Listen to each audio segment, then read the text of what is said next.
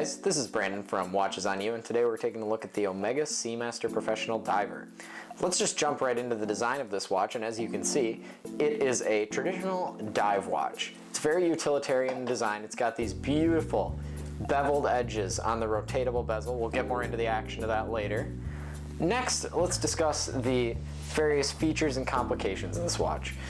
This watch has a chronograph feature, which is slightly uncommon for dive watches. Most just have, like the Rolex Submariner, just have the time and the date, which is fine. It's a little bit more simplistic, but if you like more complications on the watch, this might be the one for you.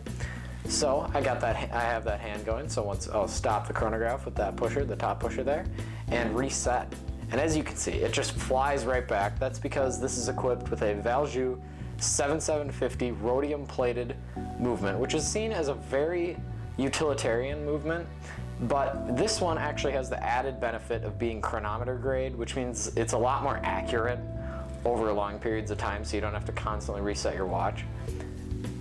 Another interesting feature of this watch is the Helium Escape valve. So for saturation diving, when you go to really deep depths in a diving bell, helium can get trapped inside of your watch, and then when you go back to the surface, if you don't have one of those, the helium inside the watch will actually break the crystal off. So this little valve right on the side here, which I have opened, it's screwable, allows the helium to escape as you resurface.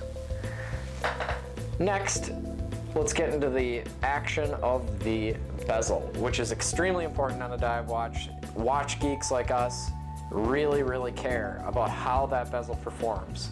And I guess the gold standard for bezels is the Rolex Submariner. It's perfectly smooth, yet crisp, and ratchets perfectly. So let's just take a look at this. And as you can see, there are well-defined clicks. It is a 120 click bezel, so they're pretty quick once you start spinning it. It's not quite as smooth as the Submariner, but it ratchets extremely well. It does not wiggle a lot at all, which is very impressive for a watch at any price point. The last thing we're going to discuss is the bracelet. This bracelet is one of the most comfortable bracelets I have ever had on a watch. There's literally no hair pinching for this, no matter how dry your skin is or whatever. It's extremely comfortable. And that has to do with the insides being polished and curved. So another important aspect of the strap is the actual clasp itself. This clasp is equipped with a diver's extension, which fits into the diving function of this watch because it can be extended over a dive suit. It also is sort of like a brick of metal, which just adds to the overall high quality nature of this watch. It is a very beautiful clasp and strap overall. The last thing I'd like to show you is a simple wrist shot of this watch. It's around 42 millimeters. It's not too big. I have a slightly above average wrist, but as you can see, it's not oversized like a lot of modern watches such as the Richard Milles or anything like that. You can kind of wear it with anything. I mean, casual attire, even a suit.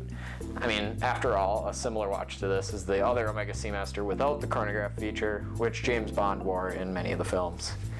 So, thank you guys for watching, and please subscribe to our channel.